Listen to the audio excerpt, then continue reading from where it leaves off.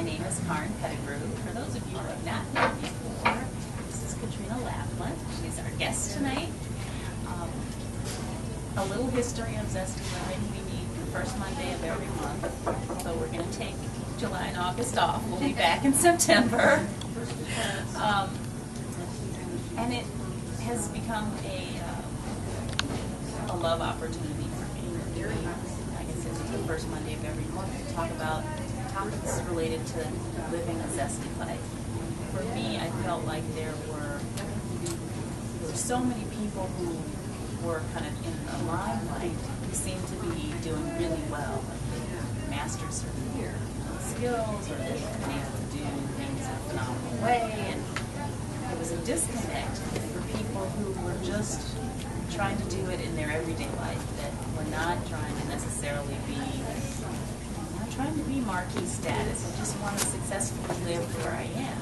So I set out to find and bring in and interview people who are living what I call with a foot in both worlds, a foot in both hemispheres, the right and the left hemisphere, who are living successfully in business or working, but at the same time inviting in a full spiritual experience as well. So it's not an either or, it's this integration of both. So that's what Zesty Living is all about.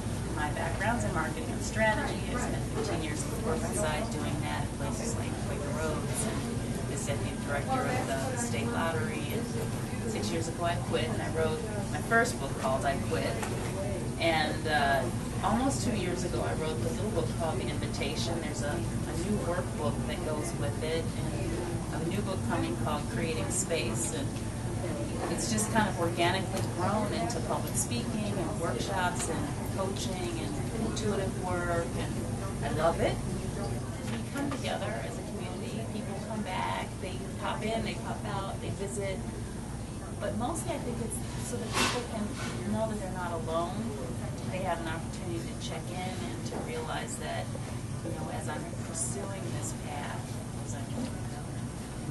I want to live full in my life. I want to be happy in my life. And to see people who are successfully doing that, who are perhaps a little more accessible than some of the people that we're often asked to model, would be helpful. So here we are. I'm going to tell you a little bit about Katrina. And normally what we'll do is we'll start with, I normally make you guys sing or dance. But we'll do a little exercise where you can tell us, we'll take 2 minutes, and you can just think about this quick. Hi, Patricia. Nice to see you. I'm going to ask you this question. If I weren't afraid, I would, and fill in the blank. You get just a few minutes to think about that.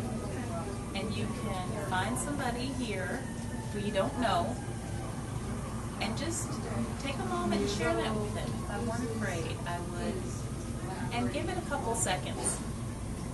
Just whatever comes up for you, and then you'll switch. If I weren't afraid, I would do this. We have kind of no, we don't. We have a good even number. It worked out perfectly. So why don't we take 2 minutes? 2 minutes apiece. Okay? Mix it up a little bit.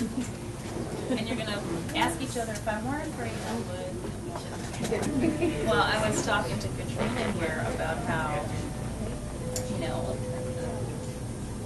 our intentions move around up here. Kind of in the ether for a long, long time. People refuse to look at them. Well, you don't want to touch it. But then there's something really powerful about speaking it. It brings it down to a whole other level of creation. And once it's here, then it starts to get little roots. And so the seeds are planted. Now our opportunity, or our job, is to be open to the ways that those roots can get even deeper. The universe just wants to support us in whatever it is that we want to do. We resist. And often the answers come almost immediately. The things that you need, if you have the idea or the vision, I firmly believe that what you need to begin the pathway is already there for you. I don't believe an idea comes before it's ready to begin to be acted upon. So the things that you're feeling, examine your life, examine your thoughts and beliefs, and find out where you're existing and what you've assumed in that process. And then choose to be open to the opportunities that will come through, but you got to turn your frequency so that you notice them, so that you don't miss them. If you don't set the intention for the thing, you have the potential, great potential to miss it. I tell the story sometimes about my car. When I broke the side view mirror, some of you have heard this story. I broke one side view mirror, and 2 days later I broke the other one. And suddenly it seemed like everywhere I looked, there were people who broke side view mirrors. It's like, has the incidence of side view mirrors, broken side view mirrors gone up? And suddenly it just seemed, oh no, what happened? I'm asking you, what happened? I noticed it. Why did I notice it? Because it happened to you. And in my relevant set, we call it the relevant set of information, suddenly broken side view mirrors was part of it. The same thing is true for any intention that you set. When you decide that something has become important to you, literally, physiologically, the brain starts filtering information. It says, oh, there's a piece of information that supports that thing that you wanted information about. Oh, there's some more. So you are both physiologically and spiritually and emotionally changing those radio stations so that you don't miss the stuff that's coming by to support you. That's what the intention does. So that little exercise, if I weren't afraid, helps pull it out of here.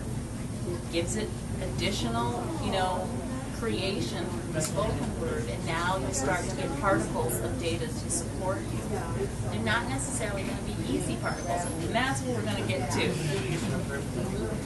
We're going to talk a little bit, but that's a really fun exercise, I think, to remind us of how much fun and how much adventure our lives can offer us if we aren't afraid. And even if you are afraid, then find somebody to hold your hand as you walk your way through it. Okay, so Katrina Laughlin, welcome. The Laughlin Design Group is a landscape architecture studio concerned not only with interpreting and protecting the environment, but also with uniting man-made and natural elements to advance the intent of landscape architecture beyond beauty and durability. Now here's the healing part, into the realms of meditation, healing, and well-being. Katrina has a very special gift of intuitively connecting with her clients in this space. And I think if she weren't in human form, she would be a brook or a tree with these beautiful something blooming on it. It's just her relationship, and she's here to help the rest of us know this to be true. Understand how the physical environment can play a huge part in our healing. So we're going to talk a little bit about how she found her way into this business, what this green movement is all about, and the myths and mysteries, and how we can incorporate more of that beyond just recycling, perhaps, into our own lives. And you guys feel free to ask questions at any point, whenever something comes up, we're chatting.